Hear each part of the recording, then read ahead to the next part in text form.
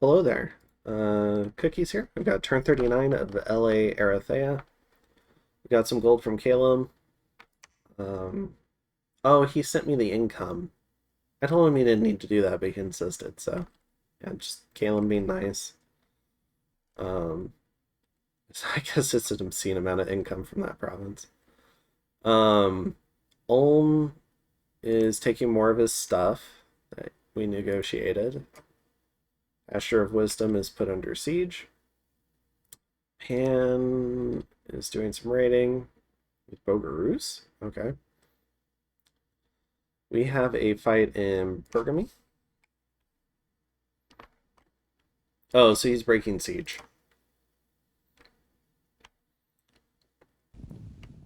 I think his view was this was enough to kill 4 air elementals.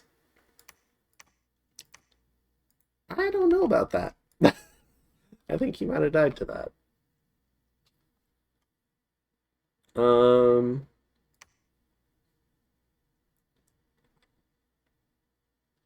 let's see. Yeah, Ulm's force. No mage support needed now because we negotiated.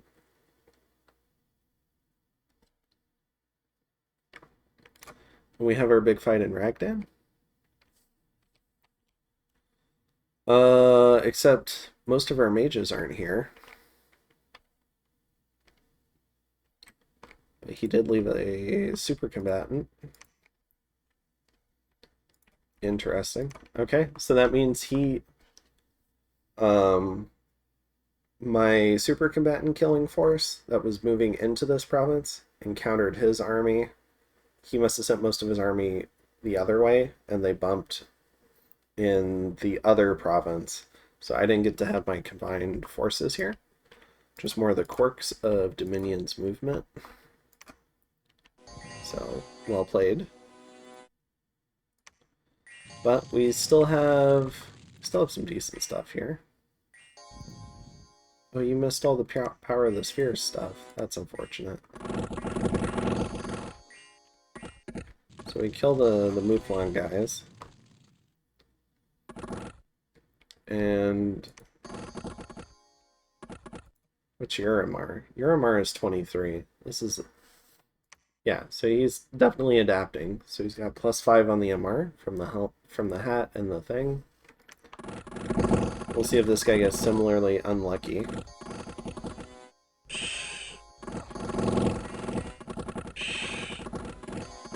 Oof.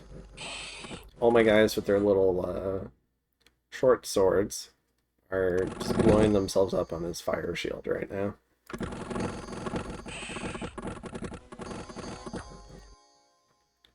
So let's see, 32 protection with some resistances. No shock resist. So if I'd moved the 2 air mages into this province, he probably would have died to the air elementals. But he kills all the Pearl Guard.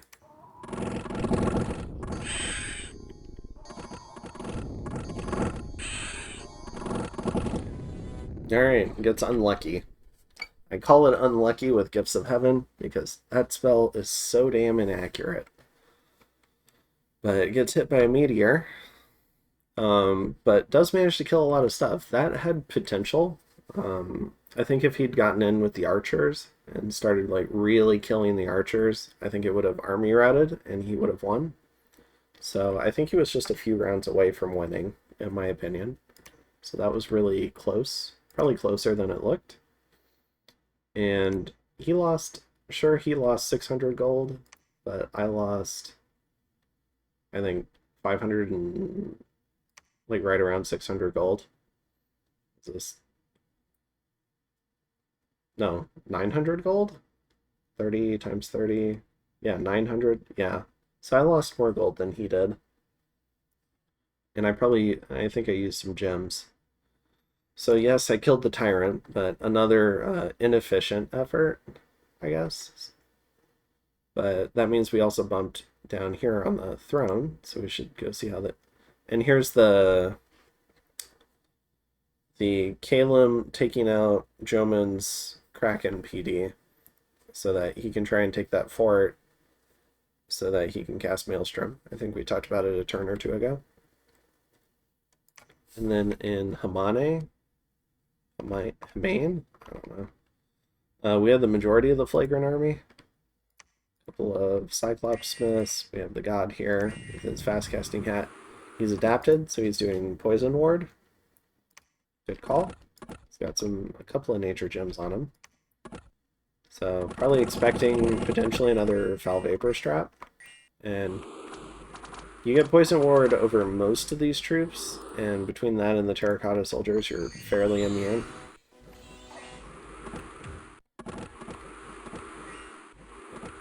Unfortunately for him, so he's run into the 2 Air Elemental casters I had. Now there's Meteors coming in. I think he got hit by one. Yeah, for 71. Oof. Alright.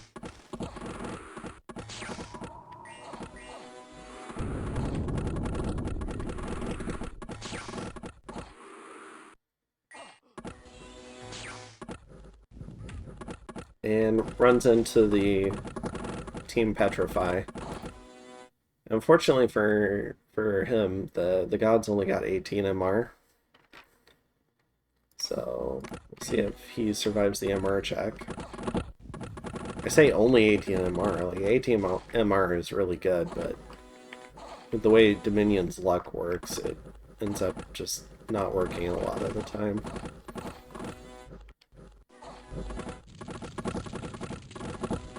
Oh, so he survived Petrify just to get Soul Slayed.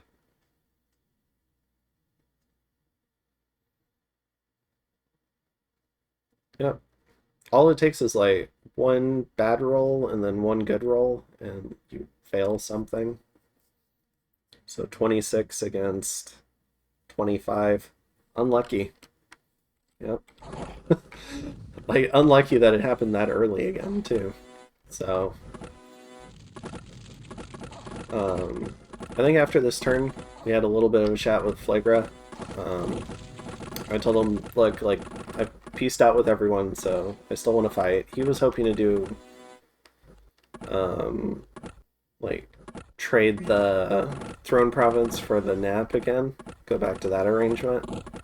But I just have no one else to fight at the moment, so...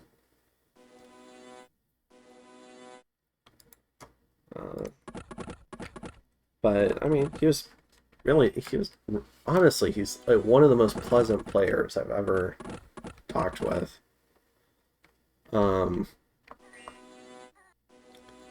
And he said he was playing poorly, but I don't think he's been playing that poorly. I think a good deal of it is just being unlucky. And there's so many different ways I can attack these poor super combatants. With Erytheia in particular, that it's really hard to set up a gear kit that it still allows them to be super combatants, where they don't just die to normal troops. So there's like pros and cons to these kits. But so while the other battle, he probably net came out ahead, even considering gear. Well, yeah, I think he did. It was probably somewhat closer to even because of the gear. This battle was not close. So we did spend a few gems, or yeah, we spent a few gems on the air elementals. I don't think the SC killing squad is gem based. So there might have been one Power of the Spheres, but I think I redid it after because it's just not needed. But yeah, losing another 10 mages and then the Pretender and 2 Cyclops Smiths is pretty devastating. Lost a bunch of troops too, and only killed 28 hoplites and 2 crossbowmen. So this was a devastating loss. And then like this was the Ragdan was a reasonable loss. Just because these soldiers of the setting sun, I think, are extremely expensive for what they can do, especially I probably should have never recruited these, and there were a lot of them that were getting recruited even beforehand, before I joined. And they're 30 gold, and they're like not that much better than hoplites when you run just a basic astral pretender. So it's kind of pointless. So I'm going to swap over fully. There's just nothing capital recruit only that I really care that much about on this nation. Which is the only reason why I was willing to give up parts of the cap circle. The cap is just a really nice fort that generates a lot of income on this nation, at least the way this particular build is run. So, you get some apples, which I forgot about, so I should do something about that in my current turn. And my current turn is the next turn, so we've almost caught up. We've done, I think, 4 or 5 episodes in a row here. So, let's go ahead and take a look at the map. So we freed our fort. We haven't revealed the earthquake trap yet. We've got this army here. We've got a scout laden with loot heading out. And we've got some extra loot that we can't head out just yet. And I've been selling some of the loot with Calum. Is it Calum or Arco? At like a pretty cheap rate. I can probably sell this new loot with Arco, maybe? I don't know.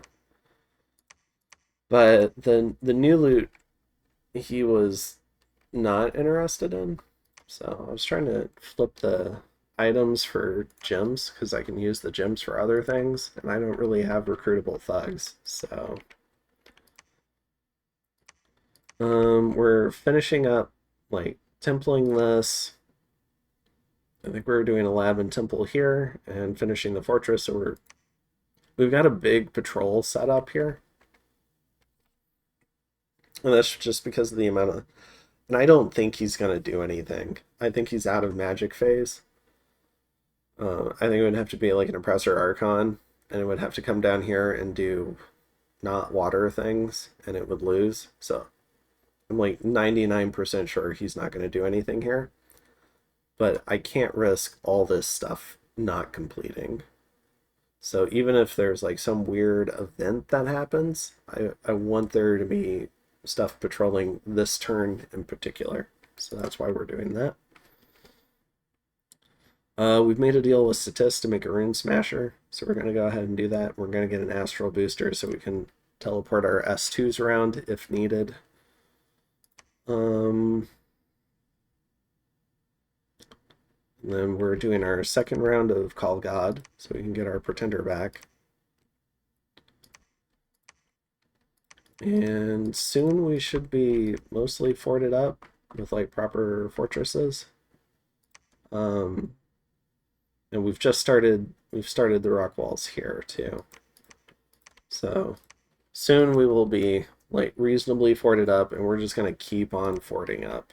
You can see the Azure Mages have relocated to here, which is not like a demarcation. So maybe they're just going to hang out on this throne and be like aggressive looking. I don't know. And then we have a bunch of... Or maybe they were helping like this fort finish. They were guarding it. And then hopefully these guys leave. So yeah, so what are we doing this turn? We've got a little bit of a move. We've got these guys coming back. These guys are patrolling, bringing in the army. So we're going to have a combined force here, finally, hopefully, maybe. And then we're doing a little bit of move and a little bit of patrol. So these guys are coming in to help protect the fortress, keep it from getting locked down again. And then we're taking stock here. So we see another tyrant who's moved in, Asteros. Just Cyclops Smiths here. I am wondering if he's running low on gear. And him forging gear is using up mage turns that he could be using to hit key battlefield research. So as long as he keeps trying to thug everything out, I think that's to our advantage. So I'm not sure if he can put together a kit that I can't kill, but I'm excited to see him try. It would go a long way though if he had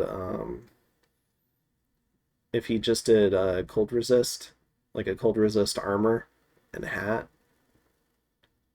Or maybe cold resist armor combined with all the MR gear. Maybe they could do a little bit better, but it's brutal getting petrified and then hit with a ton of soul slays as you're petrified and you can't do anything. So I think the real plan for Flagra should be an army wipe. I don't know how far along they are in research, but Firestorm would probably fuck me up. So I think that should be the main priority for him. I don't know when he's going to roll that out. But when he does, I could very well lose an army, and then I'm going to have to try and plan around that, and that's going to be really difficult. So I think that's when the meta between the two of us will shift back in Flagra's favor, is when he gets something like his own army wipe. So like maybe like a Heat from Hell or a fatigue play could be good, but also like just Firestorm or something like that would also be really good. So yeah, we'll have to see. The Flagra player, like, I don't know, he was kind of getting a little down on himself, but I think he has the tools to turn this around. We'll just have to see if he is able to reach them. Maybe it's a research issue. Because I imagine he went down construction to make the gear. At least construction 4, and he did the thug paths too. So maybe he's just not there yet to Firestorm, which I think is enchant 7. Evo 7? Firestorm, yeah, Evo 7. I haven't seen a lot of Evo from his mages either. So, we'll see. If he wipes one of my armies with that, then it's definitely well played. In other news, we can see Satis and Patala continuing to grind out Bogarus. So Bogarus is about to be a GG well played. Another, just like a round robin of invading powers onto poor Bogarus. And then I've got a fairly good relationship with Satis. So maybe at some point I could do like a 2v1 on Arco with Satis. That could be good. So, and maybe I could get back some of this and Satis could get some of this. I've already chatted with him about Flagra. So I didn't post in the game channel, but I did post with Satis about some of the losses Flagra's had, and maybe we can come up with some sort of way to split up Flagra, because I don't want to have to go all the way to Flagra's cap. Like, he's definitely going to hit research goals before I get there. Maybe I can pull 1 or 2 of these forts, though, so that's my closer term like objective. And if I have like a little triangle of forts up here, like reasonably close to my water, like it's not completely exposed, so makes me a little less noodly, especially if I can get this one back. So if I have like a little core base of support here, like that would be pretty good. Yeah, I think that's it though. Basically, Satis is like the only person who, like, they haven't been able to work with me much. I mean, they're busy, they're eating Bogarus. But maybe we can do things with Satis that are mutually beneficial where we can both grow. So that's where I'm hoping to build that relationship. People are still scared of Man, but I don't care about Man. Man's way over here, and I'm not big enough to care about game state. And then other people are scared of Calum, and I mean, Calum can take some stuff from me, don't get me wrong. Like, he could take these two, I guess. But I'm not sure if birds really want to fight underwater. So, I mean, maybe they do. They could come down here in like whaling winds or something, but I'd need a lot of time to like kit and research to prevent like a whaling winds from just routing me. But I also don't think birds would fare super great underwater against a lot of like water elementals. So yeah, I think that's the current situation. We had a couple of nice wins. We're clearing up more of our upkeep. We're upgrading more forts. And I will see you in turn 40, which is my current turn. Have a good one.